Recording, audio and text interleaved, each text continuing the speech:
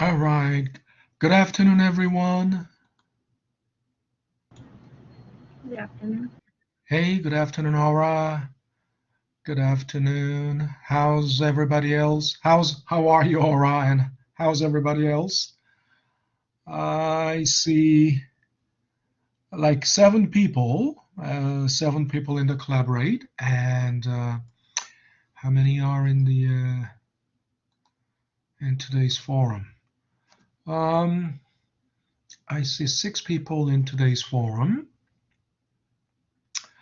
So that means, one person here still needs to sign into today's forum. Okay. All righty.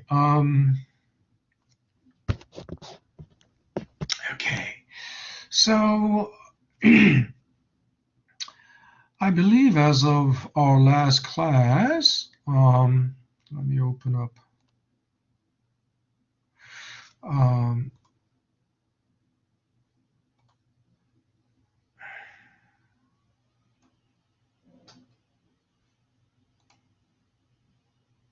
okay, let me delete the whole thing. All righty. So, um, so as of our last class, we pretty much covered um, all three out of four variables that can be the Hello, unknown. Professor. Yeah, hi.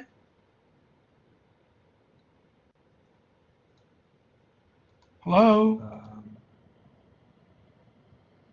How are you, Hi, Khalid? Professor. Can you hear me? I can't hear any sound. Yeah, I hear you. I hear you. Let me.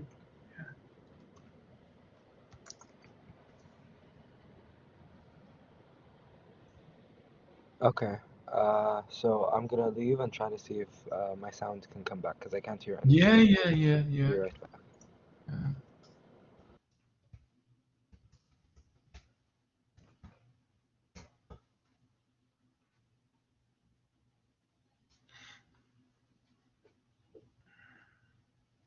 All righty. So, I think I can hear now.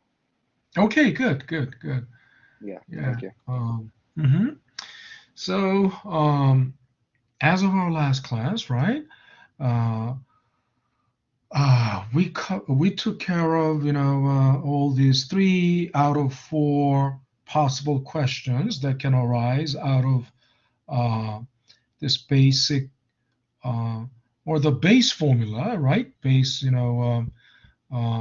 compounding formula, right? From that, we can solve this for P.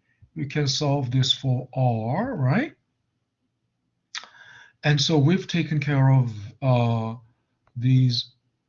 Uh, these are taken care of, and then what we haven't gotten to is n, right? How do we solve for n, right? Um,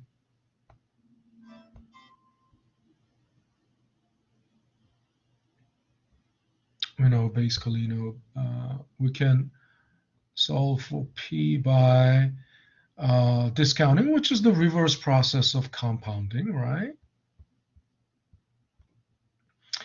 And R is the geometric average, which is which can be also found by, right? Finally, how do we solve for n, right? That is a that is a big question because uh, it's more difficult and more complex. Let's think about it. So first of all, to solve for any unknown, we got to start from the uh, initial base equation, which is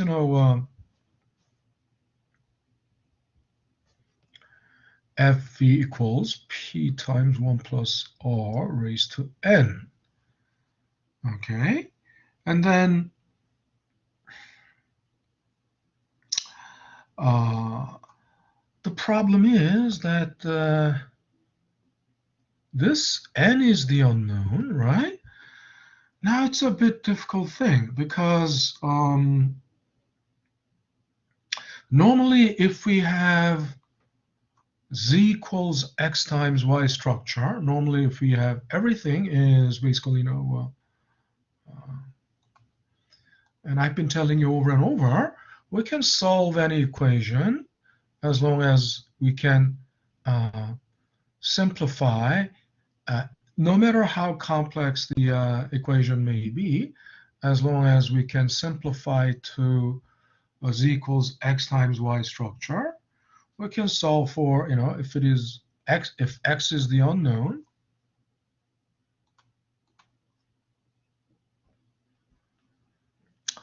is z over y, and vice versa. If y is the unknown, it's going to be z over x.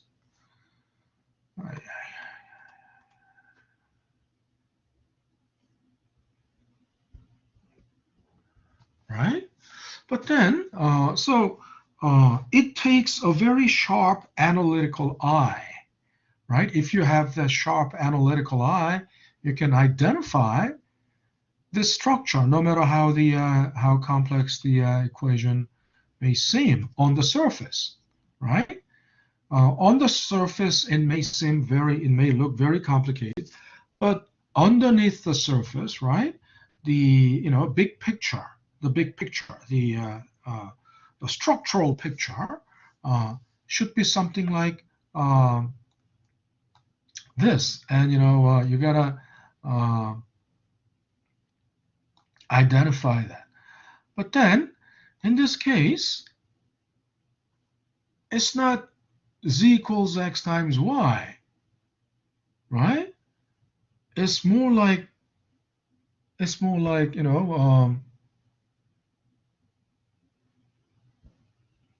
z equals x to the y, x raised to the y. Isn't that right? In other words, this is z, this is x, right? Z equals x to the y. And even the x, it can be simplified further. In other words, because we want to, n is directly the part of, it's the exponent of 1 plus r, not p, right? It's not the exponent of p, but it's the exponent of 1 plus r. So then we need to simplify this further. So how do we simplify this further? Of course, we need to isolate only this term, 1 plus in the green circle, right? The term in the green circle. So what would you do? I would, divide both sides by p, right? Then I can isolate only 1 plus r raised to n. Now it is exactly z equals x raised to y format, right?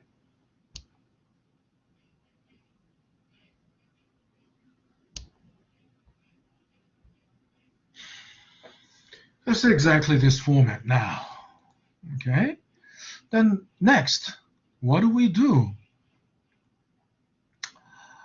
How do we isolate only n? Now, let's think about it. This is basically, we need to understand we have to have the full grip.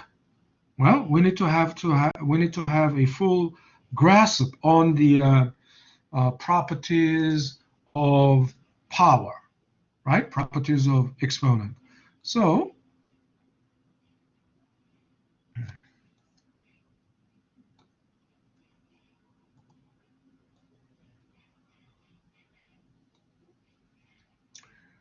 Um, this PowerPoint, serves a very good, this PowerPoint serves this question very well. Take a look at this, if x squared is equal to y, right? Then if we know if we take the square root of x squared, right? Then it will be x. But when it's an equation. If you do something to the left-hand side, you got to do the same thing to the right-hand side. So when you take the square root of x squared, you'll have to do the same thing to the left-hand side, or the right-hand side in this case. You'll have to take the square root of this too. In other words, you might think, what is square root? I mean, isn't square root just, this symbol? What I'm talking about is, some of you may have never seen something like that. So because if you never did any math on college level, and if your last math was just, like 8th grade or 6th, 7th grade, you have never seen anything like this before. But not doing math, people say, oh, we never use math in real life, blah, blah, blah. Well, that's a pity. That's a shame. Because if your real life is nothing but just, nothing but just, low end, stuff in doing the just, clerical, doing just a clerical work. Doing just a clerical work, you never use math. Or if you're just in, if you just hustle, I mean, you never had a permanent job, just doing swiping barcode, scanning barcode at grocery. You just part-time job. You hustle with part-time job. You never use math, high-level math. But if you really had, look, what if you're a rocket scientist? Okay, don't even worry about rocket science. If your job is something that really, really requires, real analytical work, and think about it. The goal of all businesses is to maximize profit, and if that is the goal of the business, it goes without saying, the central function, I mean, among all jobs in a company, the core function is in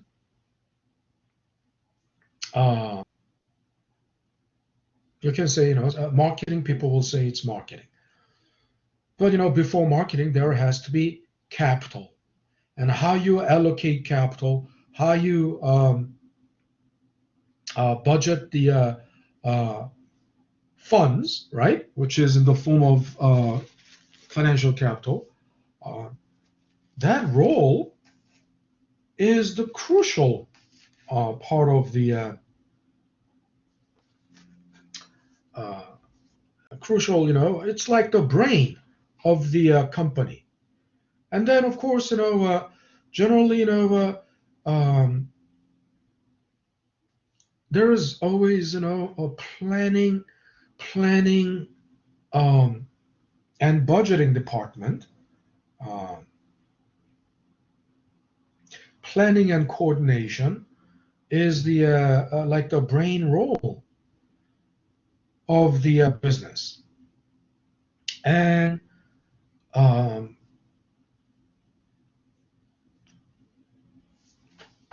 if you're in a plan in that, cerebral role, right? In that cerebral role of the business, then Analytical thinking is a critical abilities, right? Critical ability they are looking for. Analytical reasoning, logical reasoning, and critical thinking, right? And part of the analytical reasoning is quantitative reasoning, and part of the logical reasoning is also quantitative reasoning. And if you're in the role, usually you might think aren't the accountants? Accountants just do they just crunch the numbers, but planning is a different thing. Planning is basically a forecasting future, right? To plan something, you have to forecast the future. To forecast the future, you have to it has to be based on the data, and there has to be some mathematical or quantitative model to forecast the future, right?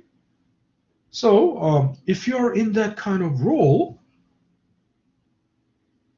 quantitative thinking, mathematical quantitative reasoning, which is a logical reasoning and analytical reasoning, uh, and algebraic modeling, algebraic reasoning is crucial, right? And then, so think about it. Math is, if you want to earn like six-figure salary a year, right? Those kinds of jobs, where of course, you don't have to be in Wall Street, and I personally don't like Wall Street for the way they, for the way they take advantage of the world, or the way they take advantage of the rest of the economy for their own interest.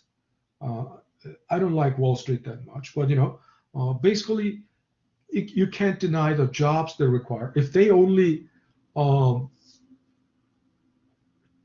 uh, don't maximize their profit at the expense of the rest of the economy, then I have nothing against Wall Street. But Wall Street is basically, the nature of Wall Street is basically, sacrifice. They maximize their profit at the expense, at the sacrifice of the rest of the economy. Um, so that's why I don't like it. But the jobs that pay like six-digit figure salary are the jobs that involve math. There's no other way around it, right? If you work for NASA, you must be a scientist or engineer, right? With PhD in physics, or astrophysics, or rocket science. They certainly they make six-digit salary, right? They make six-digit figures. But if you're not a scientist, I mean, if you're not working for NASA, or if you're not working for Google, let's say you're a software engineer. I mean, to get there, obviously, you must have done college level math. I mean, computer programming may not require math, but it's basically algebraic thinking, right? Algebraic thinking is the basis of all, computer programming, software engineering, and everything. But if you're not in, science and technology, if you're not in STEM, then where would you make six-figure salary? Wall Street, or in any corporate environment, you should be able to do that. Logical reasoning, right? Which involves algebraic thinking. Otherwise, lawyer, right? Because you have to, a company will have to cope with a lot of lawsuits, legal cases, where the company may be, uh, uh, but by hiring the uh, uh, uh, very competent corporate lawyer, they can avoid, a huge loss in the. Uh, there are people who want to make, money by lawsuits. They will, uh, they don't do anything. They don't do anything productive, but just constantly, sue. Uh,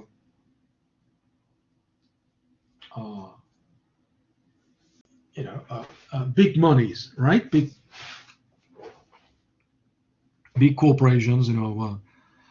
But anyway, the point is, when people say, you don't really use math in real life, once again, shame. That's a shame on them because they've never had, six-digit, salary. I mean, if they are just doing a clerical work, um, no, you don't need math, of course, if you're doing just clerical work, right? Uh, uh, a title is generally, somebody's assistant, which means secretary. Or if not secretary, just uh, of course, if you are without doing math, uh, if your career goes if your career goes long and you get promoted to like executive level, you'll make six digit salary. But when you are in your uh, 20s or in your 30s, where would you make six digit figure salary? Uh, of course, in your late 20s, if you have uh, but anyway, the point is, uh, if you want to get out of just administrative assistant position, administrative job, uh, that doesn't require a lot of heavy algebraic thinking. You gotta do math. There's no other way around it. So anyway, so here the whole point is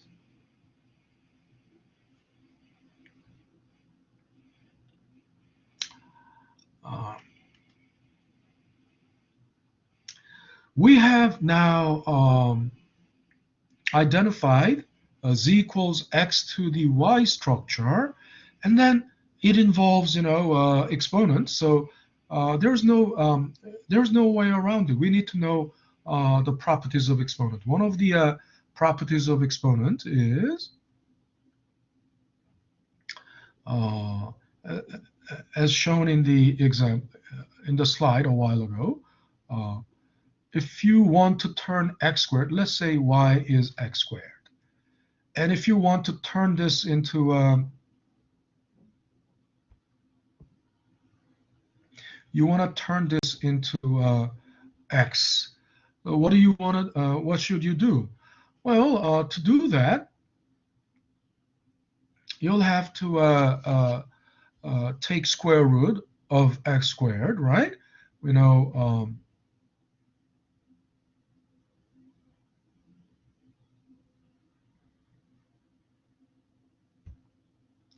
So let's take a square root. But and square root originally you have 2 here, right? You should have 2 there. We just don't use it. We omit it. We omit it because usually that's called the square root. It's usually the case of the root of the squared term, right? But there is an only square root, right? There can be what if y is x cubed? And x cubed is actually, we can take cubic root. In other words, what kind of number is the root of cubic root or the third root of this number, right? In other words, 16, let's say 16. 16 is, 8. 8 is, yeah, 16. 16 is 8. I think 8 is okay. 8 is 2 cubed. We all know that.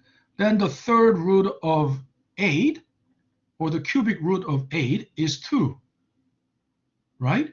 In that case, how do you express the third root or the cubic root of x cubed? Well, we do it this way, right? That's root, right? This symbol is root.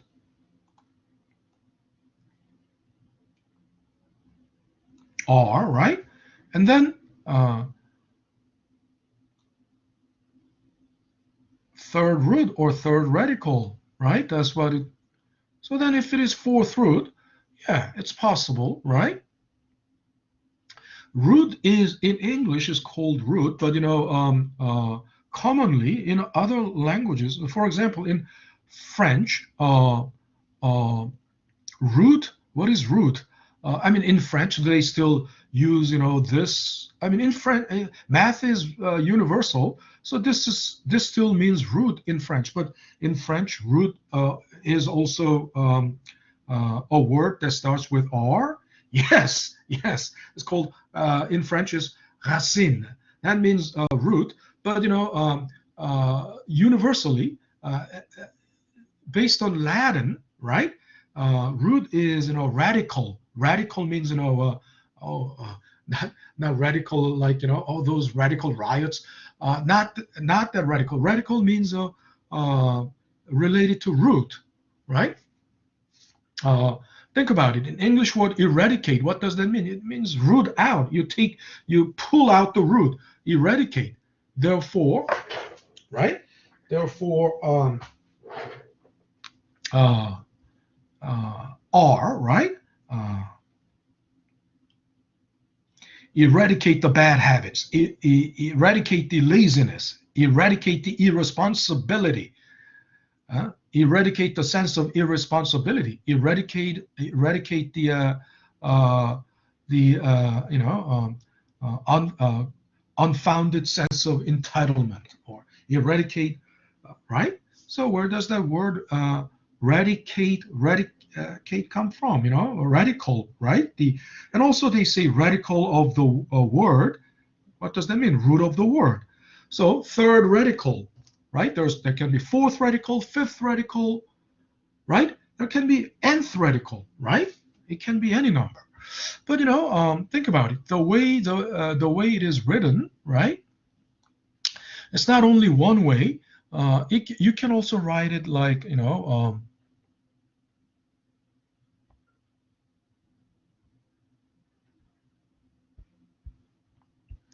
x squared raised to half power, and then this is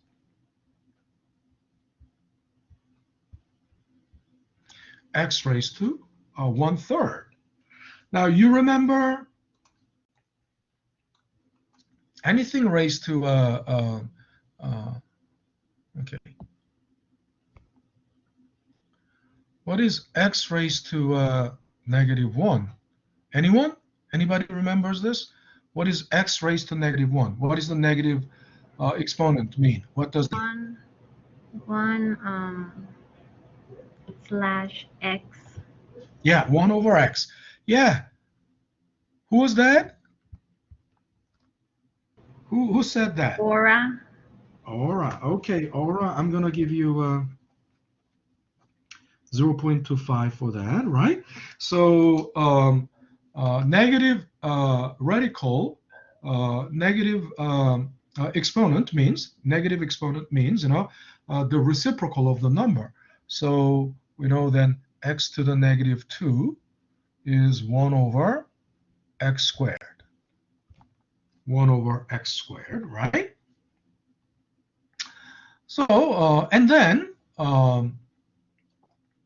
what is okay. Then so here this will help. Now the properties of exponent. I just talked about this. Negative exponent is the reciprocal, right? And then the let's go over a couple of things. Product of powers. And first of all, we all know anything raised to 0 is 1, right? I'm gonna show you. I'm gonna give you an example. I'm gonna show you why. Because from your, let's say middle school or 6th grade or 7th grade or 8th grade, you just memorized it. They told you to just memorize it. No questions. It's just given. But I will show you why and how. And also when we multiply x to the a by x to the b, right? Of course, that means the base must be the same thing. The base must be like the same thing, 3, and then 3 2 squared, or the base must be the same, 2 cubed. And if that's the case, then you simply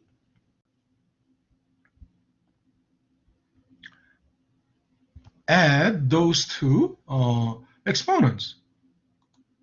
Okay, and let's take an example. Let's do an example. So this is simple. Let's think about it. 2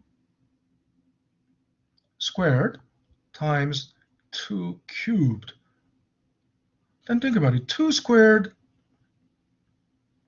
is 4, right? 2 cubed is 8. 4 times 8, 32. Now,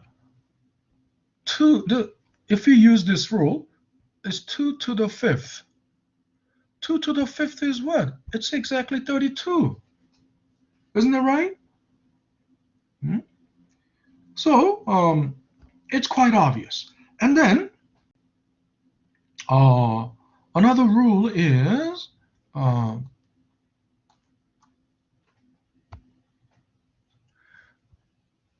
x to the a, the whole thing raised to b. Then what do? Then x to the a times b. The exponents must be multiplied. Then a good example, just a simple example. Let's think about a simple example. So 2 squared, right, raised to the 3rd power, or 2 squared cubed. Then what is that? We all know it is 4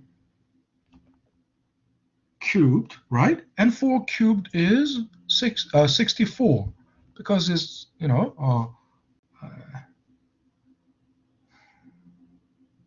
4 squared is 16. 16 times 4 is 64.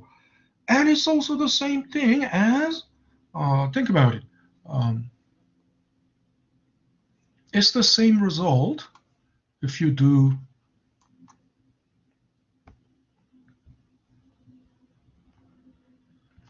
2 to the 6th, right? 2 to the 6th. 2 times 2 times 2 times 2 times, you do that 6 times, right? 2 to the 5th is 32, we already know. 2 to the 5th is 32, times 2, 64. So it's the same thing. Now, this is the properties that will make our lives easier. Now, think about it. So I'm going to have to, so here, I will have to erase this.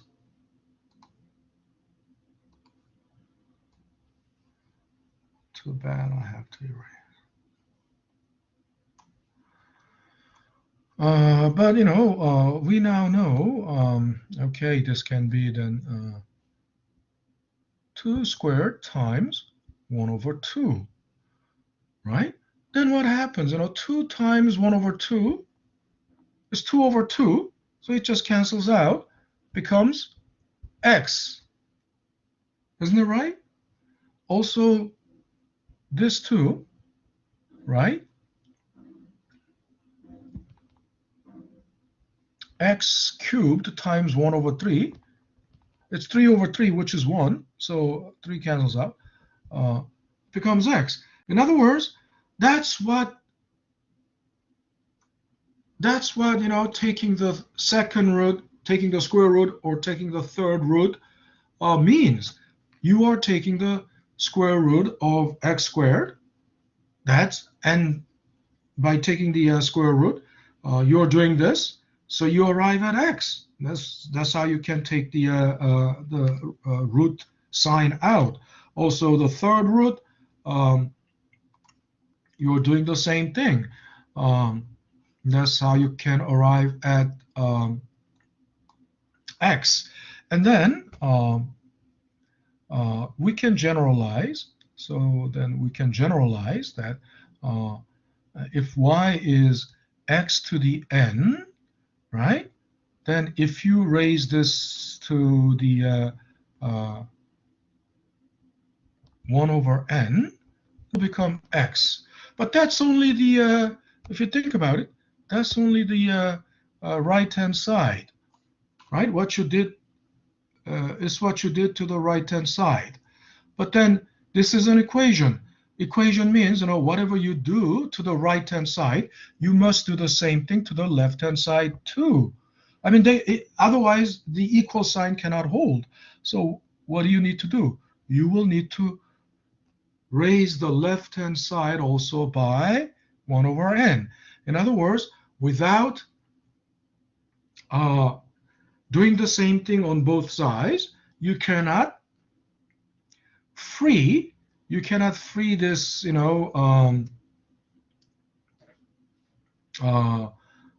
that's what we already know. I believe we did it already, in the we did it already in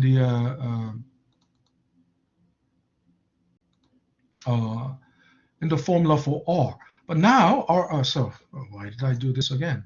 Our next question is then,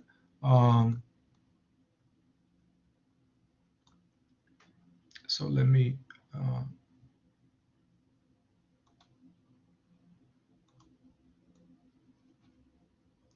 erase all this. I was carried away. Let me erase all this. I believe this is all done previously.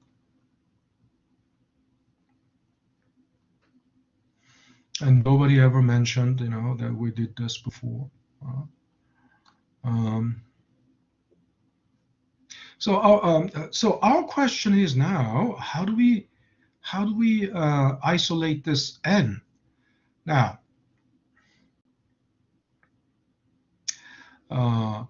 there is no other way.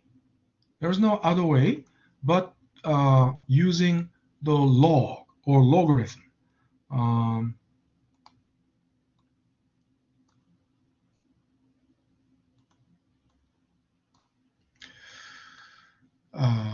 So let's think about this.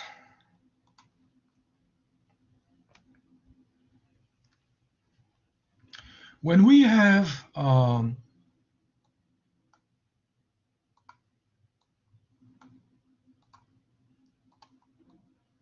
z equals x raised to y, right? Then just to isolate y, we have to use logarithm. And what is logarithm? So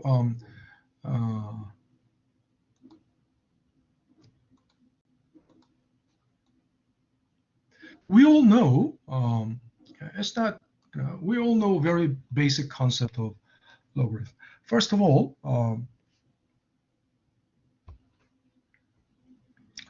10 is, 10 to 1, right? 10 raised to 1 is just 10. It's just itself.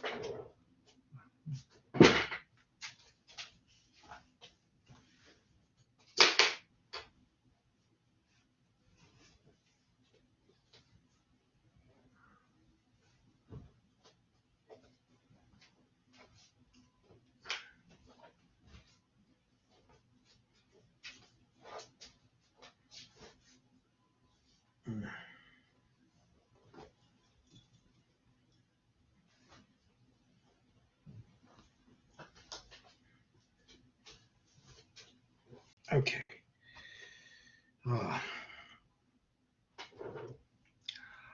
And 100, right,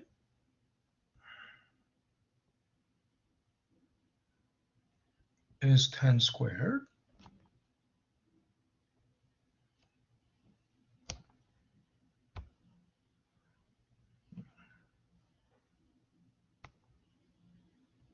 One thousand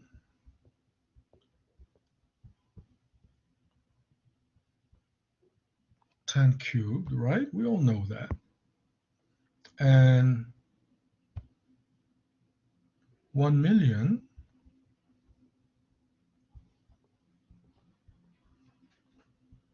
10 to the 6th.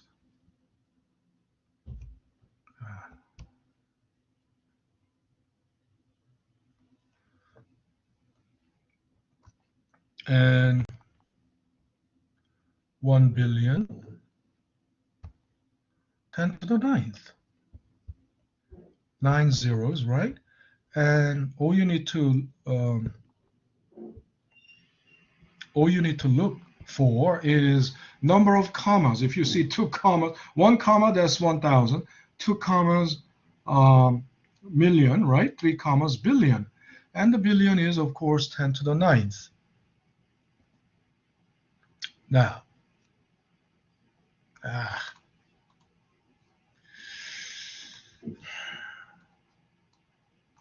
10 to the 9th.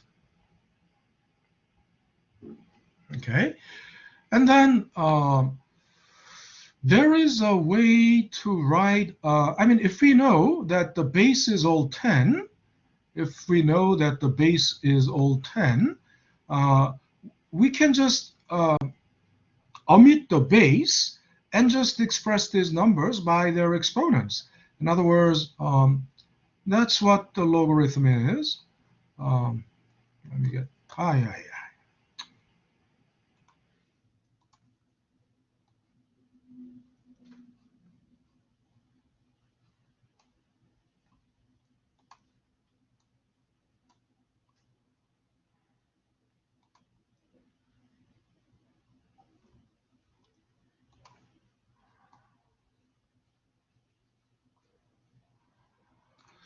So we take log, it's called, so 10 is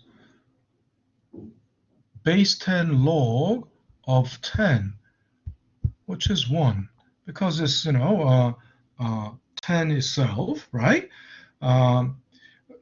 There are a couple of ways to read this.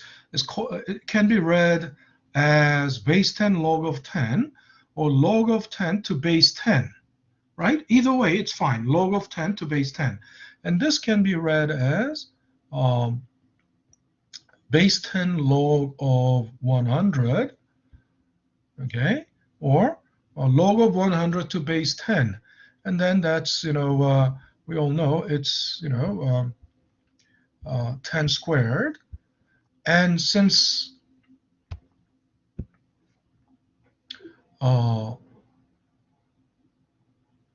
log of 10 to base 10 is 1,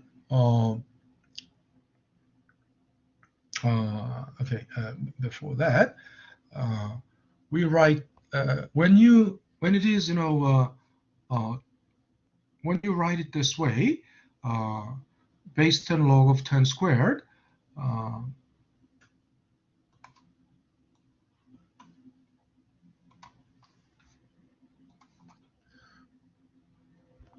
this squared, this 2, we can bring it down here, right? And write it like 2 times, right? 2 log of 10 to base 10. Now, what did we just see? We just saw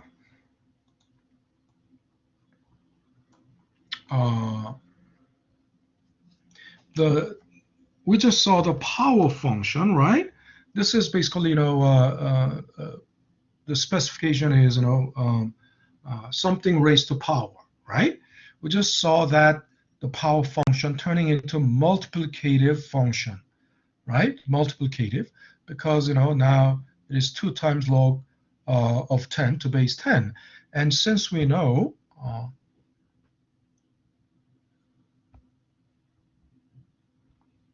this is 1, right? This will simply turn into, the whole thing will simply turn into 2, right? 2 times 1. And of course, that doesn't mean it's, really 2. It just means, when the base is 10, this number 2 means, 10 squared, right? But, we just express it without using a lot of zeros. Okay.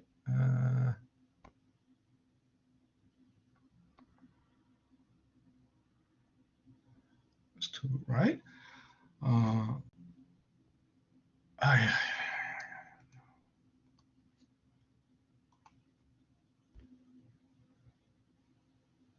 But what it means is without using a lot of zeros.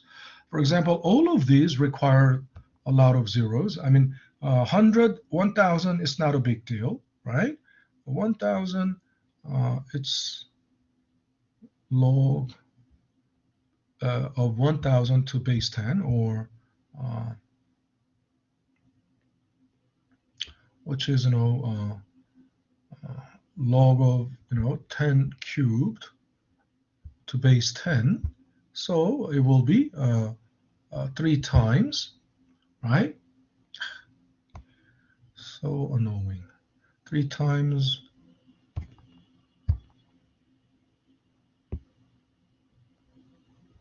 log of 10 to base 10.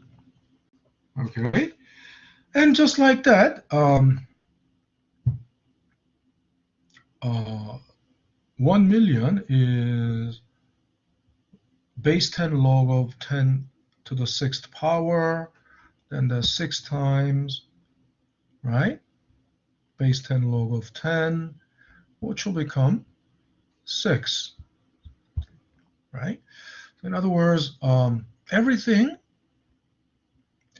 in all of this, what you see is the property that the exponent comes down, right?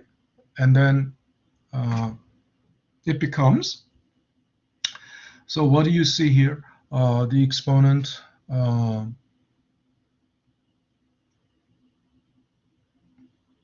did I just do here?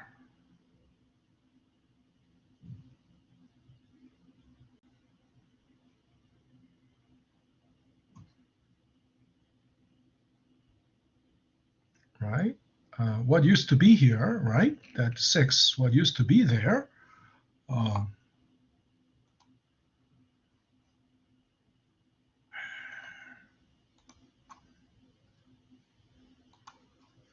what used to be the exponent now becomes a multiplicative term, right?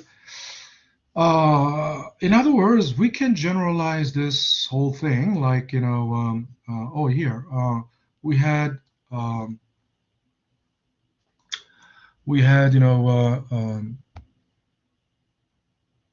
z equals x raised to y, and this can be turned into, if we take the log of the right-hand side, take the log of the right-hand side, then it's going to be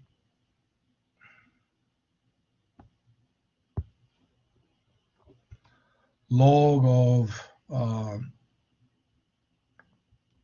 x to y, and the left-hand side, you have to do the same you have to do the same thing to the left-hand side.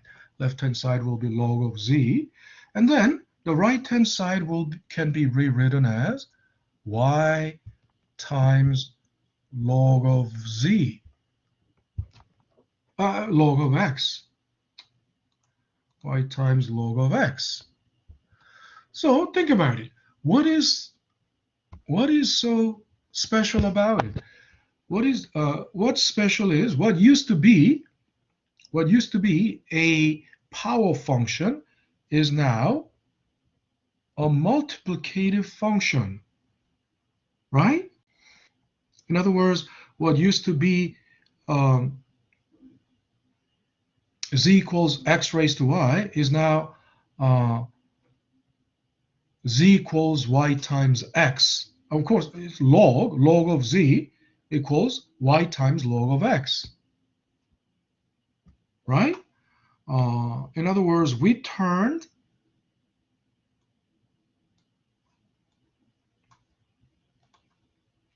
the multiplicative function into we turned the power function into multiplicative function. If it is multiplicative function, right, now it is like, z equals, y times x structure. But, of course, it's log of z and log of x, right? But, the point is, since it is multiplicative function and y is our unknown, that's what we want to know, we can now easily find y. Because it is a multiplicative function now, all you need to do is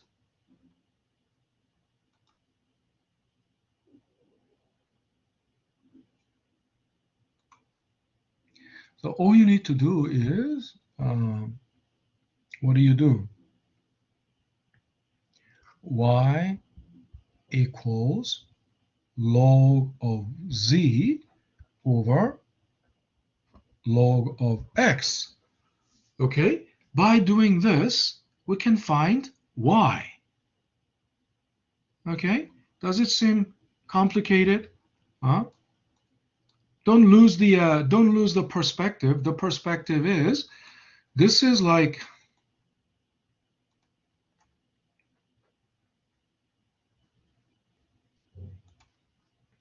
this is z equals x raised to y.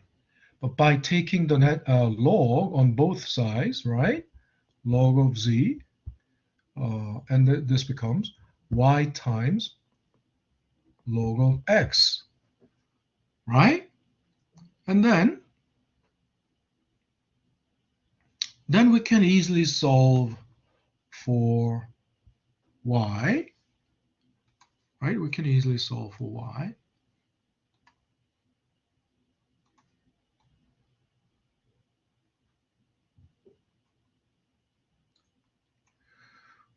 Right?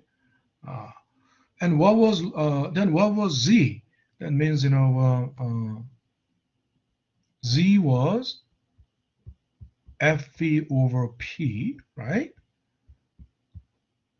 Y was what? What was y? N. N was y, right? N times. What was x? 1 plus r, right? Isn't that right? fv over p was z, 1 plus r was x, n was y. So if I replace z, y, and x by their original values, it's going to be log of fv over p equals n times log of 1 plus r. And then our question is how to solve for n. Then we can solve for n. N is then let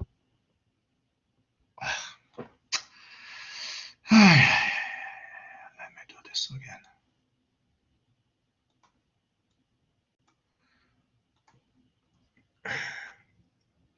Then n is log of fv over p over log of 1 plus r.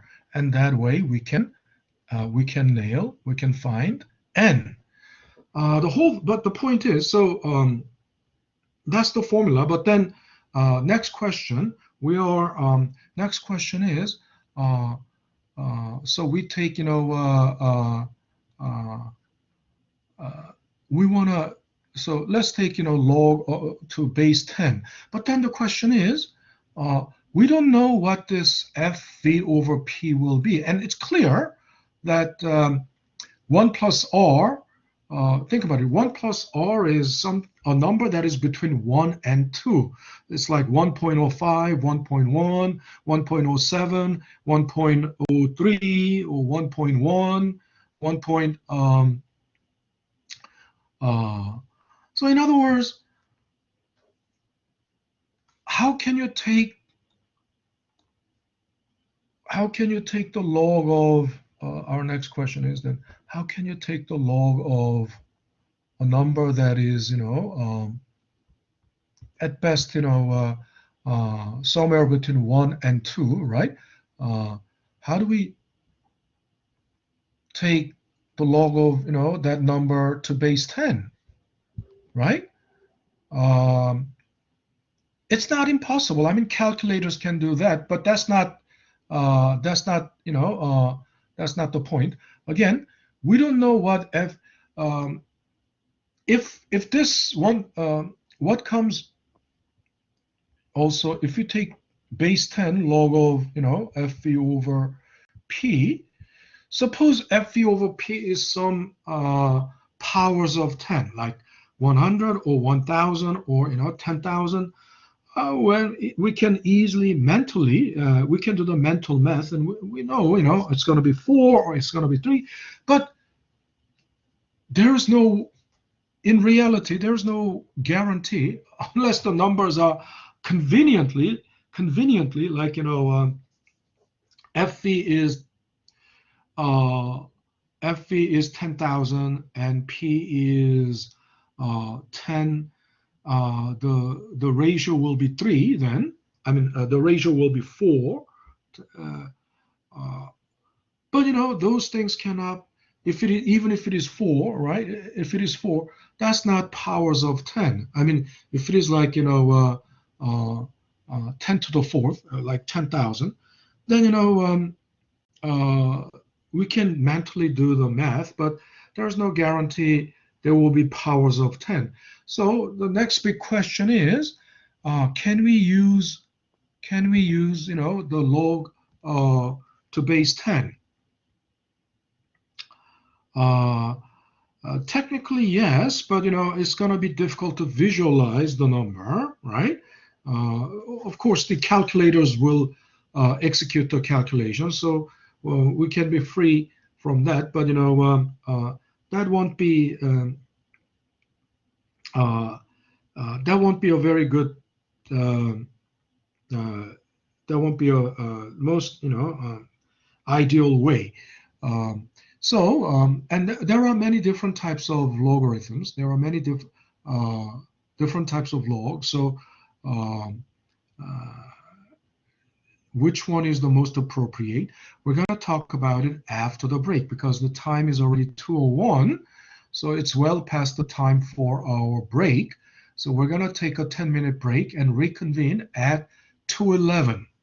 Okay, 2:11. All righty. So 10 minutes. Okay.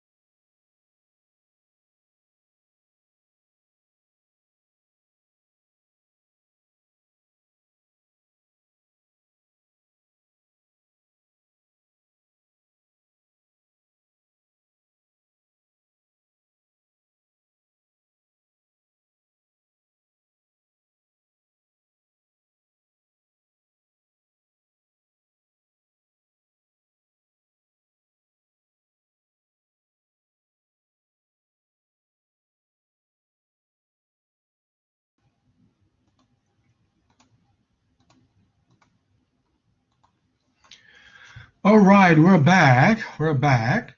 So the question was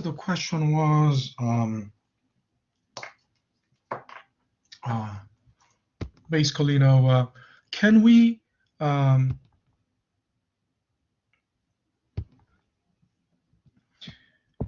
take these logs to base 10, right? That's the question. And the answer is it's not impossible. Technically, it's possible, but it becomes a very messy job. Uh, Calculators can calculate it, but for human brain, it's so messy to calculate for human brain. And the reason is, look, there are uh, uh, there are three types of logs. Um, uh, Three types of logs. First of all, logs to base 10, right? Log to base 10, which is called common log. We have seen the examples. Log to base 10 is called common log.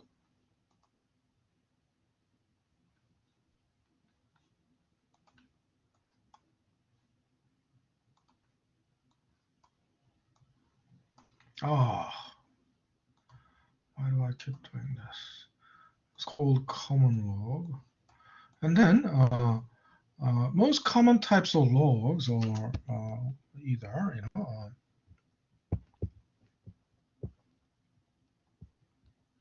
common log or binary log or three natural log.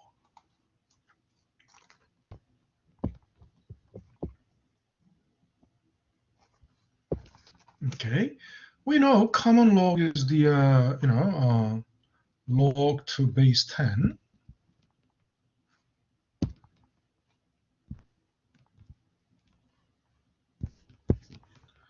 Binary log is the log to base 2.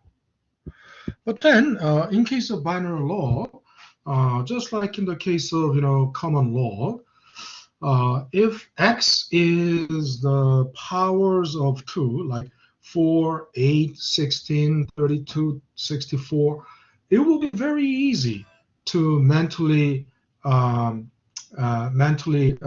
it out. But if it is not the powers of 2, it becomes a little, messy.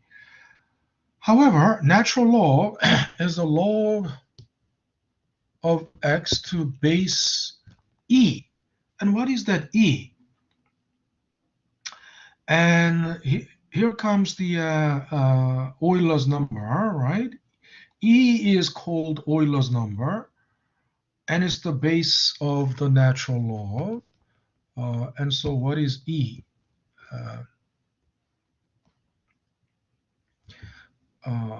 It's called Euler's number.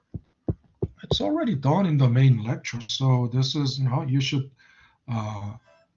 easily recognize it.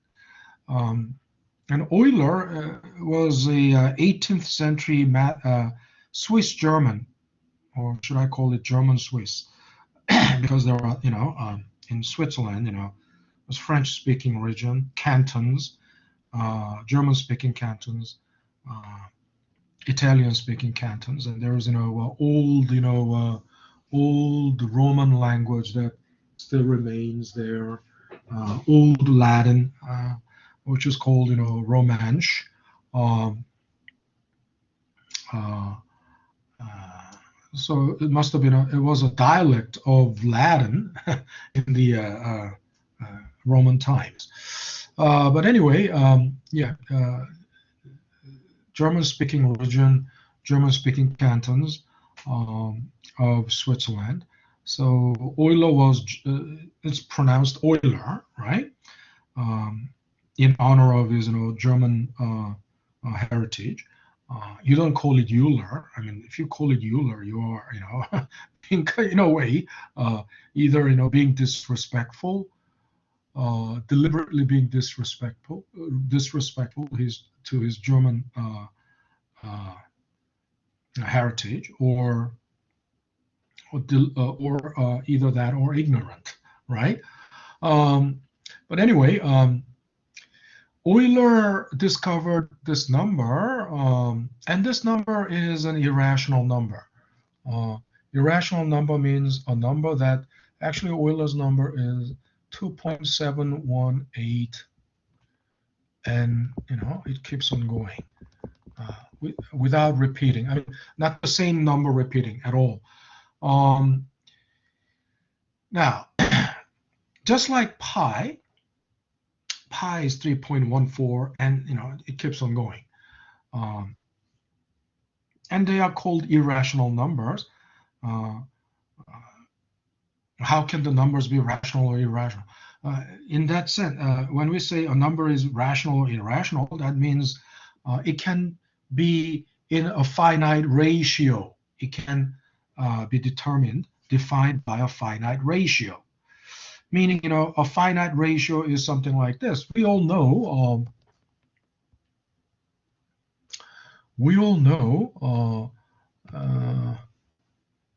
3/4 is 0.75, right?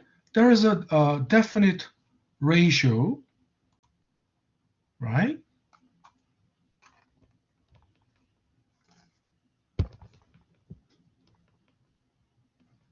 And 2/3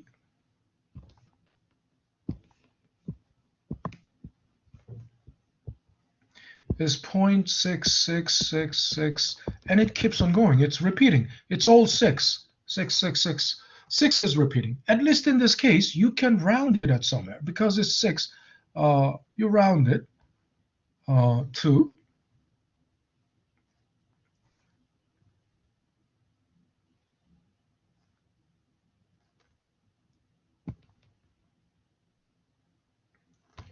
you round it to 7 somewhere, right? But there are numbers that are not like this. The digits are not repeating. I mean, at least, but just keeps on going. But different numbers, all different numbers, each digit. Pi is one good example, and Euler's number is also another good example. So instead of nobody writes this thing. Nobody writes out the whole number because there's no end to it. So we just call it E, right? In honor of Euler. Also, it's called, so we just call it E, right? We just call it E. And also E because it is the base. It's the base of the exponential function, naturally continuous exponential function. Exponential function is nothing but something like if the base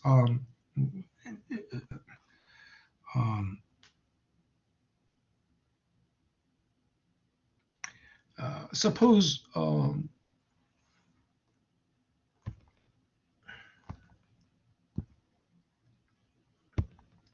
suppose we are drawing a graph of y, and actually y, the function of y is 2 to the x,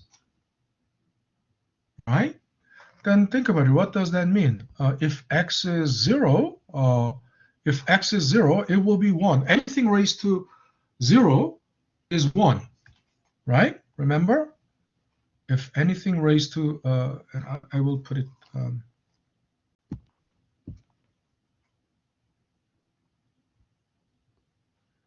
and if it is 1, it's going to be 2. If it is 2, it's going to be 4. We know that.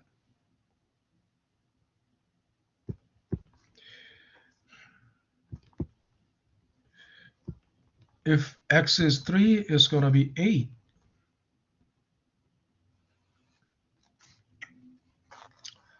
And if x is 4, it's going to be 16. So you will see from starting from here, it's going to show an explosive growth, right? In other words, usually the pattern of exponential functions are non-linear. What I'm saying is not a straight line. It's linear, but not a. It's a curve, more of a curve rather than. And the curve, look, this is linear, right? This is straight line, right? And this is curvilinear, right? But slope is very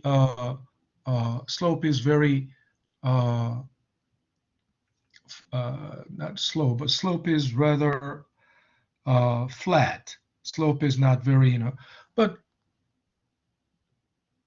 look, the higher the base, the slope will be steeper, right? But because if the base is 10, 1 is 10, 2, if x is 2, it's going to be 100. If x is 3, it's going to be 1,000, right? And so on. But then our question is,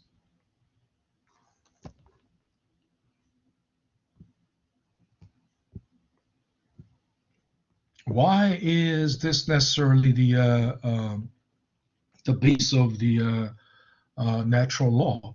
Now let's think about it.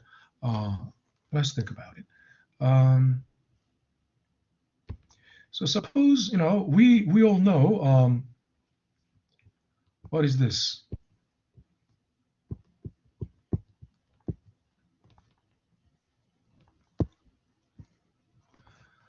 We all know this is the compounding factor, isn't it right? If APR, let's say APR is 100%, because we can always, if APR is 1, we can always replace it with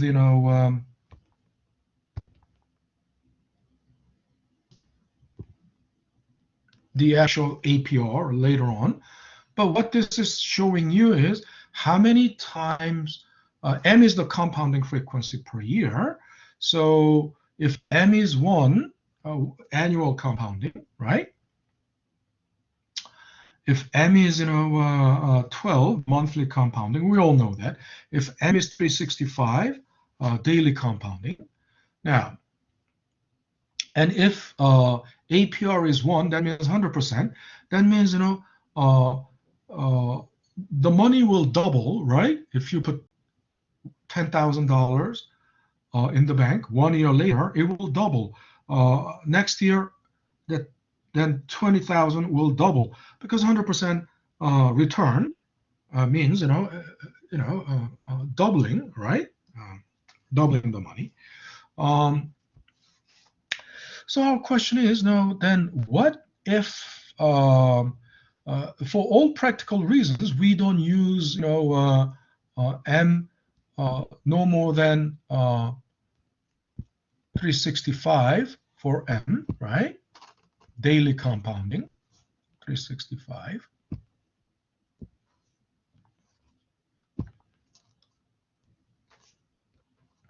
But theoretically, it doesn't have to stop at 365. It could be, by the hour, by the minute, by the second. What if m goes to infinity? What if m goes to infinity? Meaning you are splitting 1 year into infinitesimal fragments, right? Think about it. 1 divided by infinity, what's it going to be? If you divide 1 by infinity, so in other words, this can be rewritten as, what if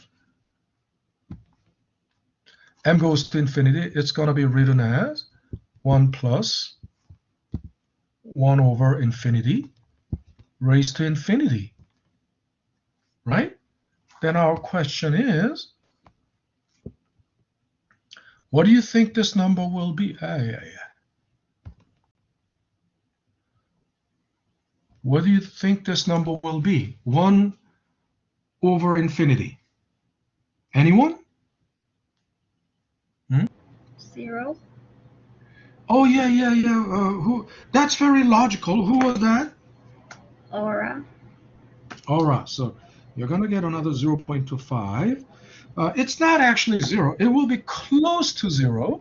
This number will be not 0, but do you see?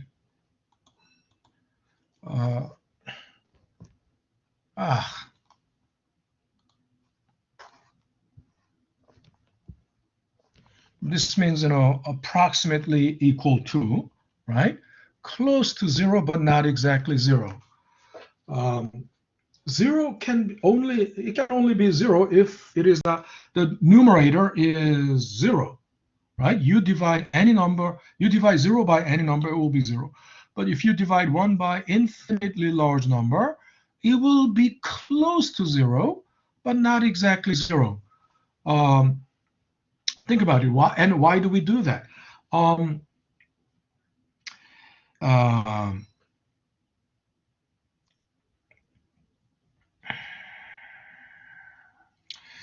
If you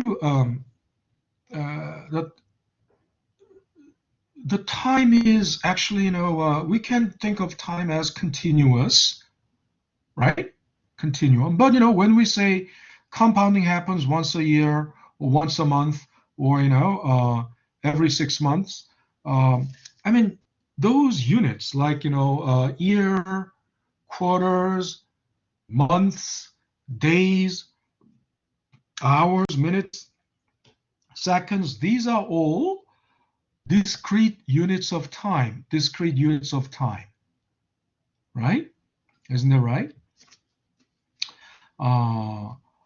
But discrete, you think, if when you watch the clock, if you're looking at the clock, you can observe how the clock works. The second hand is ticking from one notch to the next. The second hand is ticking, so it takes 1 second for that second hand to make that trip, right, from one notch to the next. So it looks like it's ticking. Of course, these days watches the second hands are moving very slowly and gradually, so the movement is smooth. But in the old days, between 1 second to the next, the second hand was ticked, right? It takes 1 second for that second hand to tick. But then think about it. Time itself never declared itself in discrete units. Time just flows continuously. Right? So the reality is that the time is fluid, or time is continuous and moves smoothly, right? Continuously and smoothly. So it's like a fluid, right? It doesn't tick from 1 second to the next. So then how do we capture that smooth fluidity of time? The only way we can capture it is by splitting into infinitely small segments, small fragments. Then it becomes an infinitesimal fragments. Infinitesimal means infinitely small. So if we break up 1 year into infinitesimal fragments, right, infinitely small fragments, then, and we connect those dots. I mean, think about it. If we break 1 year into 12 months, then you connect those 12 months, right? You connect those, uh, the value of your money, right? The future value of your money by months, right? Uh, the if you connect those, bars, let's say, first month, second month, third month, the future value is expressed in bars, right? Vertical bars, which is called histogram, vertical bars. Then you connect those top of the bars. Will the bar look like will it result in a smooth curve? No, not at all. It will be all kinked, right? In other words, it will look like um,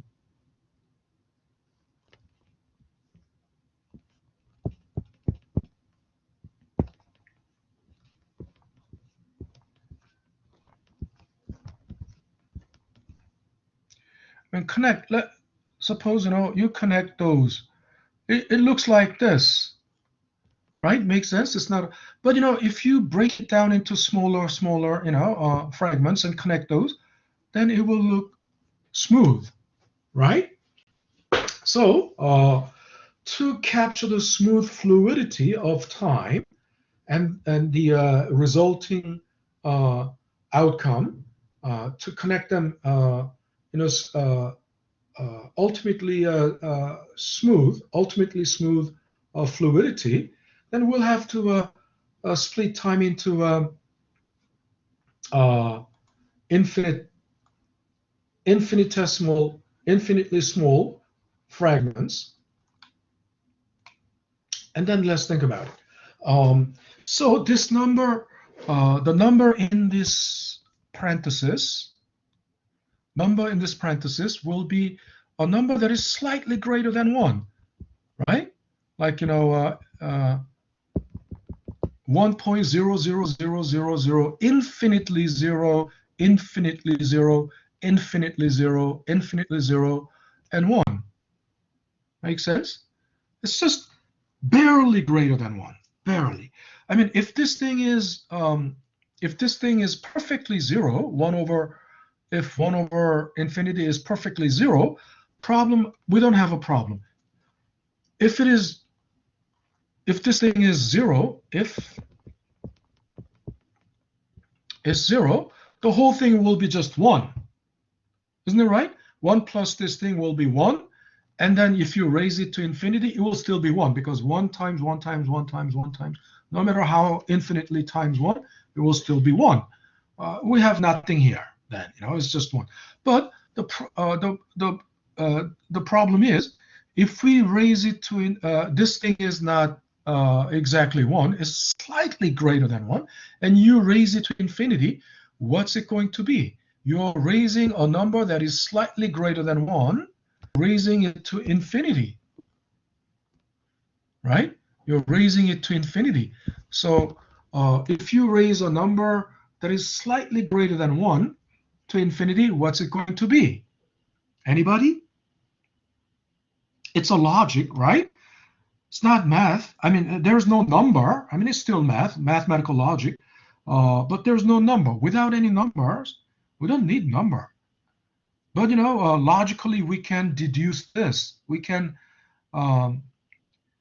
So if you're raising a number that is just slightly greater than 1 to infinity, what's it going to be? Anybody? Anybody? No one, huh? Some people say it's going to be an infinitely large number. No. The answer is no. Why? But it's not logically wrong. If you are raising something like 1.05, 1.1, 1.2, or 1.5, 1.7, right? Even 1.0, 1.05, right? Anything that is still significantly greater than 1. 1.05 is still significantly greater than 1. 5% greater is still significantly greater. And even 1.01, if you raise it to infinity, now use the calculator and try that. It will be a it will be a huge number, infinitely large number. It will be, right? Even, let's try 1.05. The calculator may not be 1.02, even 2%. We don't have, we cannot raise it to infinity, so let's raise it to 1 billion. It says invalid input. The calculator cannot handle it. But that means, it's an infinitely large number, right?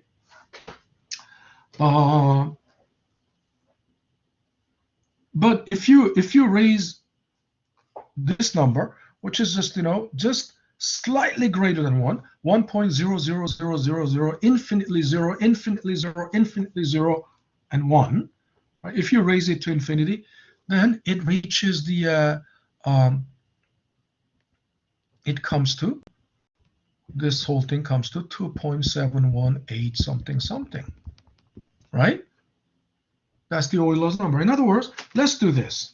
Euler's number is the number in the limit that that you reach in the limit where you're raising a number that is slightly greater than 1 to infinity. So here, don't bother with these things. Don't bother with. I'll hide.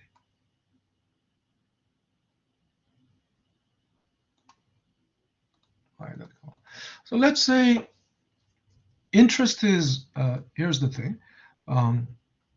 You have the principal of 10,000. And let's find the compounding factor. The compounding factor is,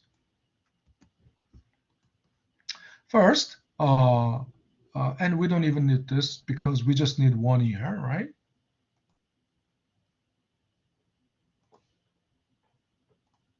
Hide that column. Compounding frequency is 1. APR is 100%. That's what this 1 plus 1 over m means. 1 over m, right? That 1 means 100% interest rate. If the compounding is 1, we all know this is not a difficult thing.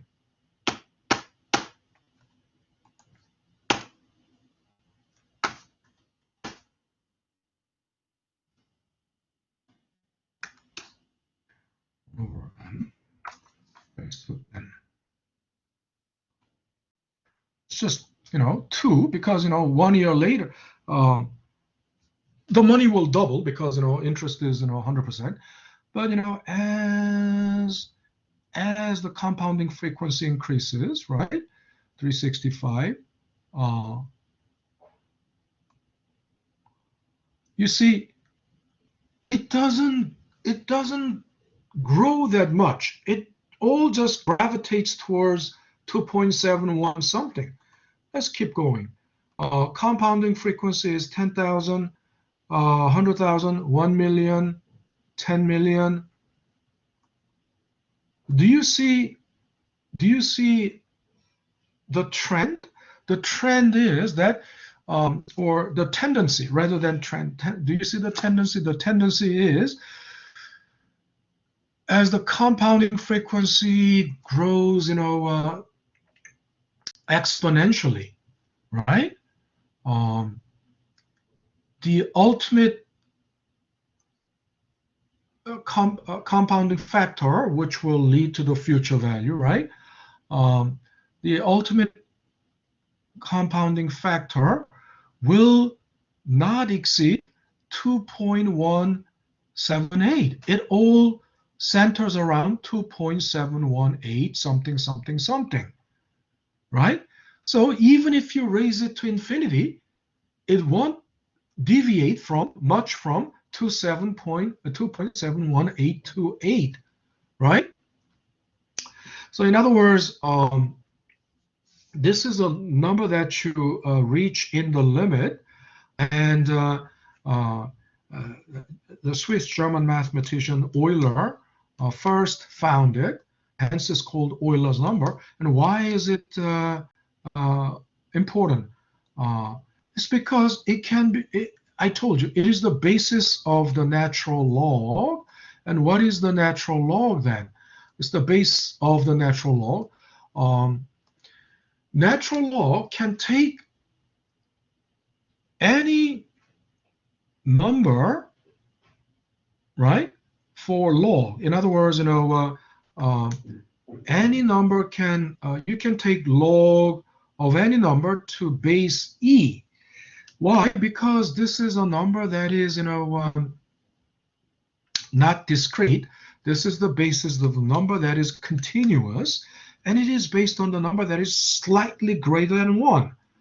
I mean, as I said, to take common log, I mean, it's not impossible, but it will be very convenient to take common log of numbers like, that are powers of 10, or to take binary log. It's convenient to take binary log of numbers that are powers of 2. But not all the numbers are conveniently powers of 10 or powers of 2. And sometimes you need to take the log of numbers that include the decimals, right? The numbers that are, continuous, numbers that are irrational. So then, if that's the case, using, Euler's number as the base unlocks the possibility or amenability of, the restrictions. It unlocks the restrictions to what numbers are amenable to taking log of, right? So the point is, that's why we need to take the natural log. And so natural log is usually,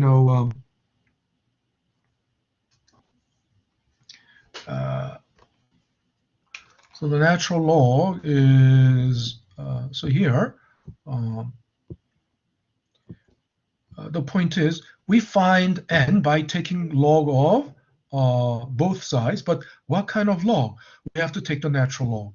Natural log is written in one of the two ways.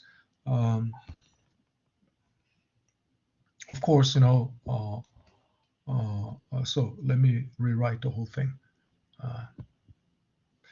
So finding n, we take the natural log. One way to write natural log is this, ln. Of course, ln means, what would that mean? Natural log. N means natural, right? So we take natural log of fv over p over natural log of 1 plus r. Another way to write natural log is, of course,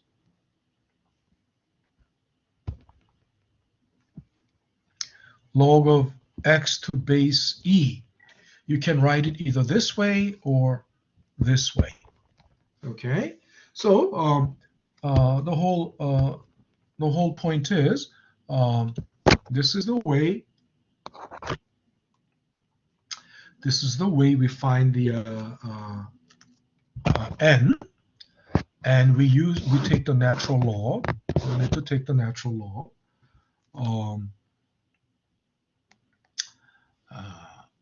And we're going to do the examples in the next class since we are out of time. So any questions so far? Any questions? Any questions? All right, if there are no questions, then we'll call it a day here. Have a great afternoon, everyone, and I will see you guys. All right, you're welcome, Khalid. I will see you guys on Wednesday, okay? All righty. Okay, bye-bye. Thank you. Take care, Aura. All righty. All right. You're welcome, Tristan. All righty. So I'll stop sharing, stop recording, and sign out.